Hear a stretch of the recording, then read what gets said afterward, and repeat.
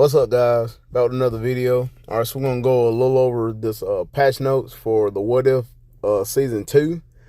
We have a little bit of ups and a little bit of downs in this update right here. So we are getting a brand new character in Cohorty. It's a brand new character in the comic book. She's a Native American. She's a blast superhero female. And the only way you can get her is through the biometric sub. And they are going to give her out for free. So do not hesitate to get this. It's the event battle stage. They did that a long time ago for like Sunbird, Crescent, and Luna. So you will be able to get biometrics for Cohorty. So she's kind of free for this update. And her leadership applies to all allies, is 45% increase of energy defense. Her tier 2 passive applies to superheroes, increases basic damage dealt to targets with removal of all debuffs, and increases damage dealt to targets with debuff removal. So kind of sounds like Otherworld Battle, kind of like a polar opposite from Wasp and Strife. So she's kind of like a support in that area. Her 4-star passive, the Tesseract power, is a dodge rate increased by 30%, 55% increase of energy attack, and a super armor all defense. The first skill has stun and silence. Second skill has stun, silence, and panic. We see panic again with a barrier. The third skill has silence, incapacitation, paralysis, all defense down. She has a 30% heal, which is pretty good, and a 30-60 frenzy buff. The fourth skill has stun, silence, incapacitation, paralysis, 100% damage immunity, and another 60-31 frenzy buff, and stun, incapacitation, panic again, and paralysis, and invincible with a 100% damage prop. So that's the brand new character, Cohorty, and she's a blast. There's a lot of blast characters in here. And now we're going to get into the 3 uniforms. We have Hela, still stays a universal supervillain. Alright, and her dodge rate for the uniform effect is 20%, and she still has the increased basic damage dealt to superheroes by 50%, and damage decrease from heroes by 30%. So she keeps that. And her leadership still stays the same at 60% energy attack. Tier 2 passive, she gets guaranteed dodge rate by 30%, super armor all defense, and damage reduction by 30%. Her 4-star passive still the same, all resistance by 50%, increased chain hit damage, damage reduction from reflected effects by 50%, and she reflects all attacks. So still kind of like a support character. The first skill has silence and fracture. Second skill has burn and fracture. Third skill has a counter attack with no iframe ignore, so there's no PvP value in this. Bleed, paralysis, 100% damage immunity, and increase all basic attack by 15% of 1% of pure damage received. So she has to take damage even though it's a counterattack. So she has accumulation on the third. The fourth skill has burn, stun, silence, all defense down, and a barrier, and increases skill damage 25 and bonus damage 20%. Fifth skill has burn, bleed, stun, incapacitation, paralysis, a 30% heal, invincible, and a 25-20 frenzy buff.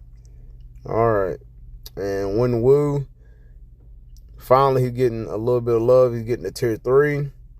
Alright, and his uniform effect has chain hit damage by 5%, which is really low, and damage reduction by 30%. His tier 2 passive has super armor all defense, and he has a 45-25 skill damage bonus damage for itself. His 4-star passive, he's still a support character. They upped the HP from 15% with the base form to 30% increase of HP to supervillain allies. The first skill has stun. Second skill is just a regular attack. Third has incapacitation and removes active buffs and all defense down and a 25% HP. Fourth skill has all defense down and a 60-35 frenzy buff.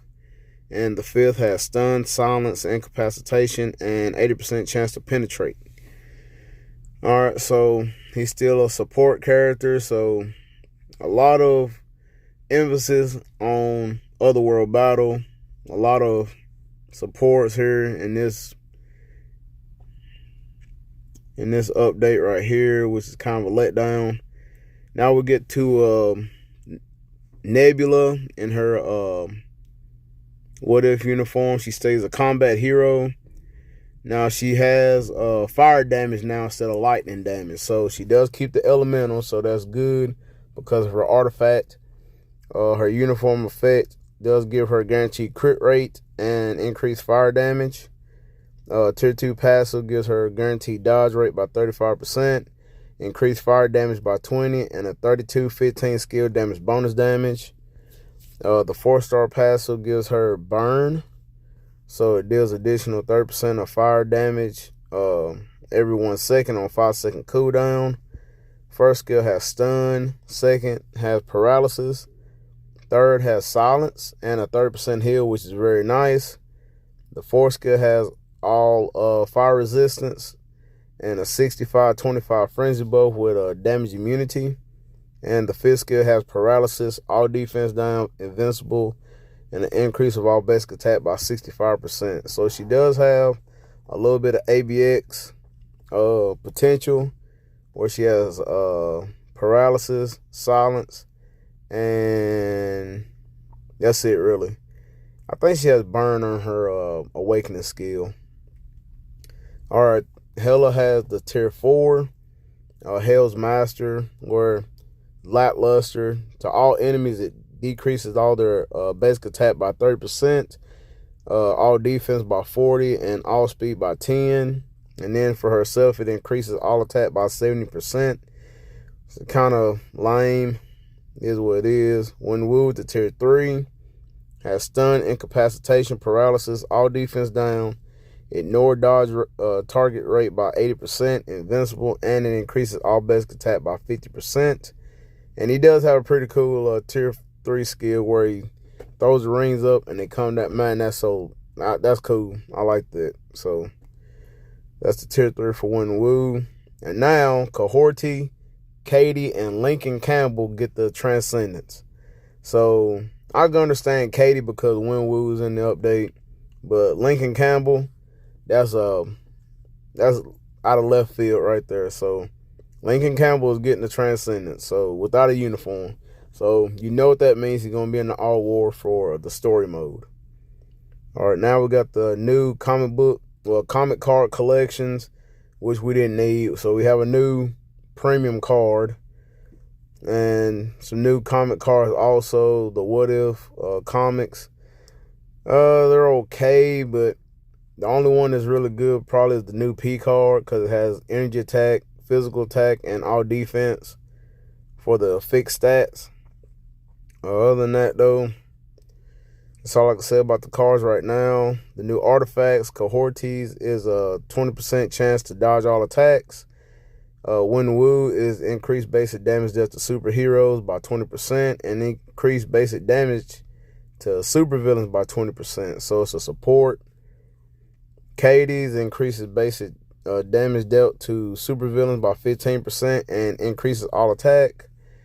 Lincoln's is to increase his lightning damage by 30% and increases basic damage dealt to supervillains by 15%.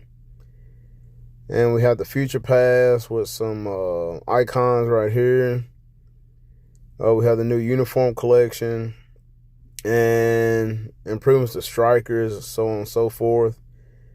And the good thing about this update, we will be able to convert our story mode fragments. So if you can do story mode and you don't have a lot of fragments for one of them, you can now combine your fragments into getting all the pieces that you need. So that is really lovely. I love that. That's the best thing about this update. That's all I'm going to talk about. And then they did some changes from Alliance Battle, Searcher, some game fix errors. So that's going to be my little review on the patch notes. And the best thing about it was the story mode fragment combined. Make sure you don't do your world boss of the day, so that way you can try to get Cohorty, her potential, with Hela's second potential, and maybe they will give out Winwu because he is a premium character. We don't know, but make sure you do not do your world boss legend of the day if you so you can try to get these characters' potentials. So let me know what y'all think in the comment box down below about the patch notes. It's kind of lackluster to me, so it's kind of like a what if. All right, so smash that like button, hit me in the comment box down below, and I'll catch you guys in the next video.